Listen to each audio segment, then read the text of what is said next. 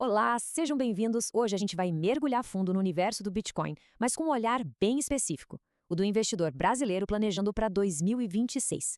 A ideia aqui não é falar de especulação, de ficar rico rápido, não, o papo é outro. É sobre usar esse ativo como uma ferramenta estratégica de verdade para proteger um portfólio. A conversa mudou e a gente vai entender direitinho o porquê. Bom, para começar, vamos direto ao ponto que tira o sono de qualquer pessoa que investe no Brasil. Como é que se protege um patrimônio? Como a gente defende o nosso dinheiro daqueles dois fantasmas que estão sempre por perto, a desvalorização da nossa moeda e a inflação? Essa pergunta é o que vai guiar toda a nossa análise de hoje. E essa pergunta nos leva direto para esse grande desafio, que eu gosto de chamar de erosão silenciosa do valor. É aquela batalha de todo dia, sabe? Para garantir que o dinheiro que a gente guarda hoje ainda consiga comprar as mesmas coisas amanhã. Se você está gostando deste vídeo, deixe um like e comente abaixo sobre qual empresa ou ativo você gostaria que fosse o próximo vídeo. E não se esqueça de nos seguir. Agora, olha que interessante. A gente costuma achar que isso é um problema só do real, né? Mas a coisa é mais embaixo. Até o dólar, a moeda mais forte do mundo, está sofrendo. Dê uma olhada nos números. Nos últimos 15 anos, o dólar perdeu mais de 32% do seu poder de compra. É muita coisa. E por quê? Expansão da base monetária, aumento da dívida. E aqui no Brasil? Bem, a nossa taxa Selic lá em cima, nesse exemplo de 14,75%, funciona quase como uma compensação. É o próprio sistema admitindo que o valor do dinheiro vai se corroer e que é preciso um juro alto para só tentar equilibrar as coisas. Ok, então se as moedas tradicionais têm esses problemas estruturais, o que a gente faz? É aqui que surge uma alternativa. Vamos analisar o Bitcoin não como uma moda passageira, mas como um ativo que tem características, bem, únicas. Uma proposta de proteção que é, ao mesmo tempo, global e soberana. E essa tabela aqui, ela resume tudo de forma brilhantemente. De um lado, a gente tem as moedas que conhecemos, como o real e o dólar. A emissão delas é ilimitada e elas são controladas por decisões políticas de bancos centrais. Do outro lado, o Bitcoin. A oferta dele é fixa, matematicamente cravada em 21 milhões de unidades. Ponto.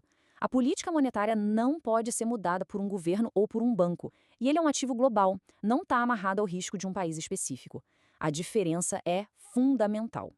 E o conceito-chave por trás de tudo isso é a tal da escassez programada. Pensa só, a gente vive num mundo onde a criação de dinheiro novo é infinita. De repente, aparece um ativo digital cuja oferta futura é 100% previsível e, principalmente, finita. Essa previsibilidade é o que constrói a tese de valor dele como uma proteção para o longo prazo. Certo? A tese é forte, a ideia é interessante, mas como é que isso vira algo prático? Como o investidor comum ou até os grandes fundos conseguem acessar isso de forma simples e segura? A resposta veio com os ETFs. Eles, sim, mudaram completamente o jogo. E para a gente ter uma noção do tamanho dessa mudança, olha só esse número: 146 bilhões de dólares. É isso mesmo. Esse é o total de dinheiro que já está sob gestão nos ETFs de criptoativos em 2026.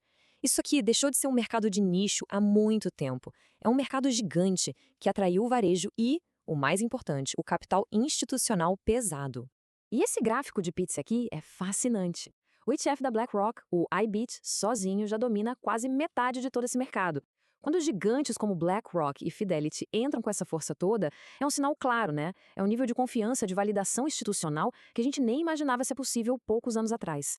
Na prática, o que os ETFs fizeram foi derrubar as barreiras. Antes, investir em Bitcoin era complicado, tinha que lidar com carteira digital, chave privada, um monte de coisa técnica. Agora não.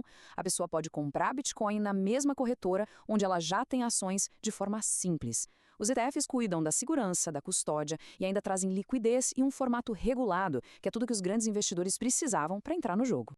Beleza, a teoria faz sentido, o acesso ficou fácil. Mas aí vem a pergunta de ouro que todo mundo se faz. Tá, entendi, mas quanto do meu dinheiro eu coloco nisso? Vamos falar sobre o tamanho ideal da posição na carteira. E essa é a pergunta de 1 milhão de dólares, literalmente. A verdade é que não existe um número mágico que sirva para todo mundo. Isso vai depender muito do perfil de risco, dos objetivos de cada um, mas o que a gente pode fazer é usar os dados históricos para nos ajudar a pensar de forma inteligente sobre isso. E essa tabela aqui, pessoal, ela é espetacular para ilustrar o poder da assimetria. Vamos lá. Uma carteira com 100% em ações americanas nos últimos 10 anos rendeu 259%. Um ótimo resultado.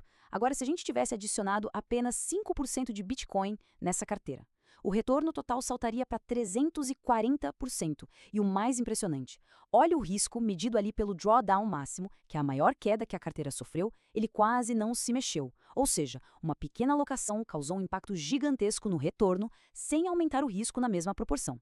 Isso é simetria na veia.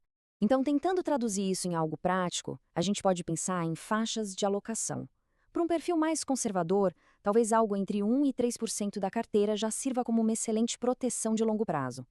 Para um perfil moderado, que busca um equilíbrio, a faixa de 3 a 5% faz sentido. E para um perfil mais agressivo, que entende e aceita bem a volatilidade, uma alocação entre 5 e 10% pode ser considerada. Para a gente fechar, qual é a grande lição aqui? Vamos juntar todas essas peças e pensar em uma ideia final. Como a gente constrói uma carteira que seja mais robusta? Uma carteira que o pessoal chama de antifrágil, ou seja, que não apenas sobrevive em tempos de crise, mas que pode até se beneficiar da incerteza. E essa frase, para mim, resume tudo perfeitamente. Em 2026, o papel do Bitcoin numa carteira bem montada é muito menos sobre a aposta de ficar rico rápido e muito mais sobre adicionar duas coisas: assimetria e proteção. É uma camada de proteção estrutural para o longo prazo. É pensar no ativo como se fosse um seguro potente e, ao mesmo tempo, um motorzinho de potencialização de ganhos. Definitivamente não é um bilhete de loteria.